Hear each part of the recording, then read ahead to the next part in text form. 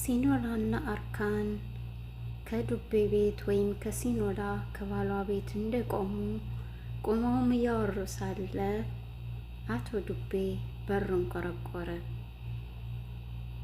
ሰላም ጤና ይስጥልኝ ውድና የተከበራችሁ የቻናሌ ቤተሰቦች እንዴት ናችሁ?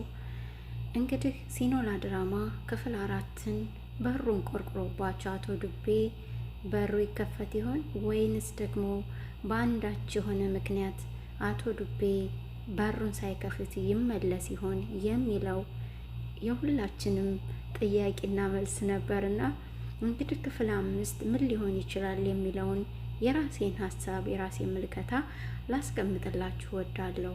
ምክንያቱም በዚህ ድራማ ላይ አሁን አቶ ዱቤ በሩ ተከፍቶለት ወደ ቤት የሚገባ ከሆነ ይህ ድራማ መቋጫ የሚሆን ነው የሚመስለውና እንደዛ ሊሆን ስለማይችል ገና ጅማሬ ላይ ስለሆነ በአንዳች ምክንያት ወይም በስልክ ተደውሎለት ወይም ደግሞ ሜላት መታ አቶ ዱቤን የምትወስደው ይመስለኛል።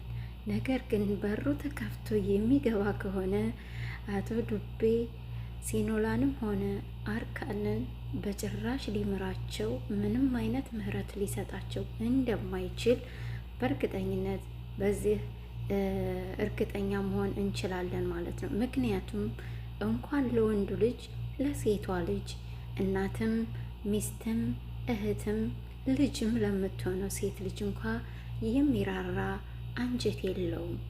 አቶ ዱቤ የተሰራው በጣም ጨካኝ የሆነ ካራክተር ነውና ምንም አይነት ምህረት ምንም አይነት ለሴት ልጅ ክብር የሌለው ተደርጎ የተሰራ ነው ማለት ነው የሱ ገጸ ባህሪ። ስለዚህ ምህረት የሚባል ስለሌለው አርካንንም ሆነ ሲኖላን አይምራቸውም። እንደውም የበለጥ ገሃነም ነው የሚያደርግባት የሲኖላን ህይወት ማለት ነው።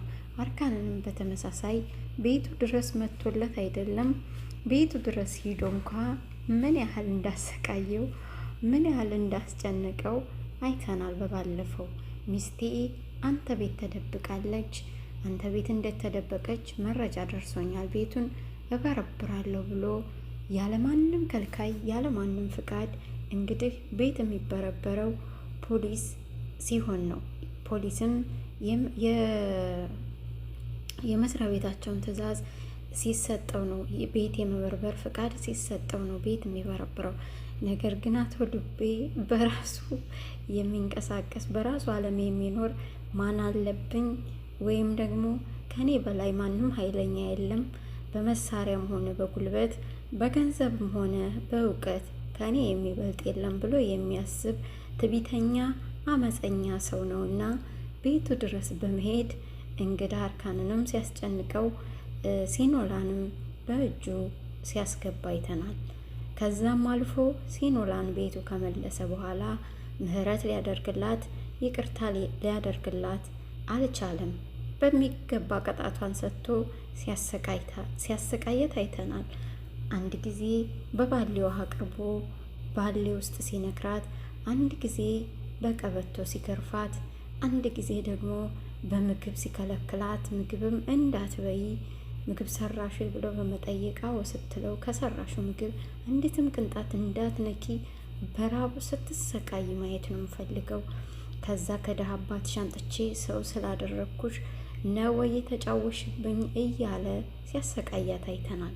እናም ይሄ ሰውዬ ምንም አይነት ምህረት የማያደርግ ምንም አይነት ርህራሄ የሌለው ስለሆነ አርካንንም ሆነ ሲኖላን በሚገባ ዋጋቸው እንደሚሰጣቸው ግልጽ ነው ማለት ነው። ካገኛቸው ወይም ደግሞ በሩ ተከፍቶ ከገባ ማለት ነው። በእርግጥ በአንዳች ምክንያት ወደ ኋላ ይመለሳል ወይም ደግሞ ሳይገባ ወደ ቤት ይቀራል የሚል ሀሳብ ነው ያለኝ። ከገባም ደግሞ በሆነ ምክንያት አርካን ይደበቃል ወይ ደግሞ እንዳያገኘው ሊሆን ይችላል ብዬ አስባለሁ። የኔ ግምት። የእናንተን ግምት ደግሞ ውዶችዬ ሀሳባቸውን አስተያየታችሁን ኮመንት መስጫው ላይ ብታስቀምጡልኝ ደስ ይለኛል። እናም ይሄ ድራማ በጣም ደስ የሚል አጓጊ አስተማሪ ድራማ ነው። በነገራችን ላይ ይህ ድራማ እውነተኛ ታሪክ ነው ቢባል ምንም አያሳፍርም።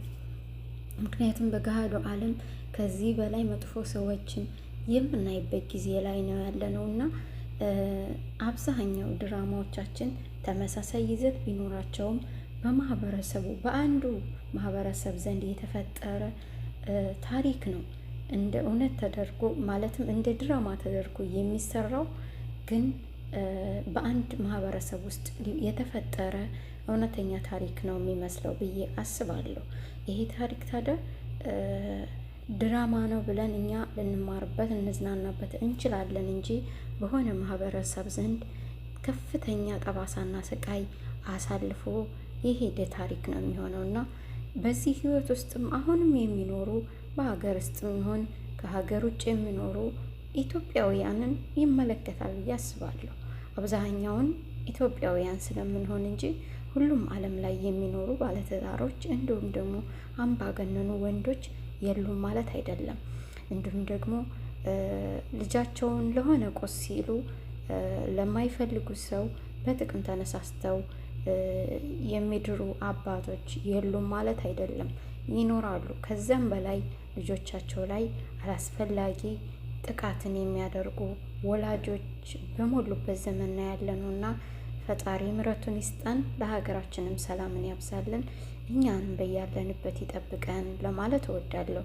ውዶችዬ ከዚህ ድራማ የተማራችሁትን አስተያየትና ኮመንታችሁን በኮመንት አስቀምጡልኝ። እስካሁን አብራችሁ ስለነበራችሁ ደግሞ ምስጋናዬ ከልቤ ይድረሳችሁ። ሰላም።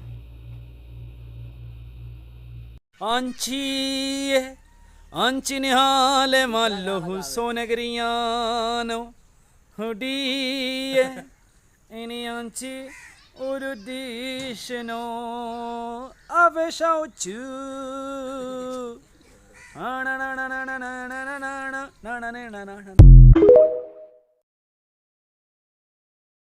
እንደውም አጭር ልለብስ ነበር ግን ትንሽ እግዚአብሔርን ፈራው። ደስ አይልም። ዱባይ ማደል ለዛ ብዬ አይተሻቸዋል ሁለቱ። አንደኛዋ ክርስትና የተጠራች ነው የምትመስለው፣ ስሟን አልጠራም። አንደኛዋ ማህበር የገብርኤል ጽዋ ማህበር ያለ ይመስል ሽፎን አድርጋ በነጠላ ይባሱኑ ብላ ደግሞ ልንገርሽ አረብ ቤት በር ላይ እንደ የኔ ቢጤ በር ላይ አረብ ቤት በር ላይ ቁጭ ብላ የሆነ ነገር ወጥቶባት ባለፈው አላወራው ኦፕሬሽን ተደርጋል ነበር። ታፕታፕ አድርጉ ማሮቼ። ከዛ ልሽ አረብ ቤት በር ላይ ልሻለው ተቀምጣ አንድ ሀብታም ሰውዬ ደንግጦ ኢትዮጵያዊ ነች መሰለኝ ቸግሯት ነው ብሎ መሬት ላይ ሽፎን ለብሳ እንዲህ ማዘር ምን ሆነው ነው ብሎ አላወቀም። ከመኪናው ሲወርድ ብርጅስቶን ነች ያውቃታል። በደላላ ወሬ ምናምን ያው ትታወቅ የለ ስታነካካ። ከዛ ታፕታፕ አድርጉ ፍቅሮቼ። ከመኪናው ሲወርድ ሰውየው ደግሞ እንዴት እንደሚያምር ብታዩ ቆንጅዬ ነው። እኔ ራሴ ወደድኩት ሰውየውን። ከዛ ሲወርድ መስዬ ፍቅሬ ጓደኛዬ የኔ ወርቅ ማሪ ትላንት እኮ ሽቶ እንዳሰጠሽኝ እኮ በዛ ሰውዬ እየነገርኳቸው የኔ ፍቅር ያ ሽቶ የሰጠኝ ሰውዬ ዘመድሽ፣ ያንቺ ዘመድሽ ማሪ ጻፍኩለት እኮ አልነገረሽም? ተገናኘን። ታብታቡን አትርሱ። ታብታብ አድርጉ ማሮቼ። የመስዬ እኮ ዘመዷ ነው እኮ ሀብታም ሰውዬ ብታይ ምን የመሰለ መኪና የሚነዳ መሲ እዛ ጋር ቆማ እኔና እንትናን እየጠበቀችን ሀቢብን ቆማ ነበረ። የሆነ ትልቅ ፀጉር ቤት ጋር ትላንትና ድርብብ ዝንጠበላ እንዴ ትቀልጃለሽ እንዴ ፏ ብላ በቃ ጉድ ነው የምትዩ። የህዝብ መነጋገሪያ ነው የሆነችው። ትላንትና ፀጉሯን አይተሽዋል፣ የራሷ ነው። እንደኛ እኮ ዊግ ምናምን አታደርግም መስዬ። ፏ ብላ ፀጉሯ እንደዚህ ስብስብ አድርጋ ወደ ላይ ግማሹን አሲዛ ዝንጥ ብላ ሰውየው ራሱ ሲመስለኝ ሲያያት ደንግጦ ነው የማነሽ ደርባባ ኢትዮጵያዊ ደርባባ ብሎ ከመኪና ወርዶ መስዬ እንዲምነሻል ብሎ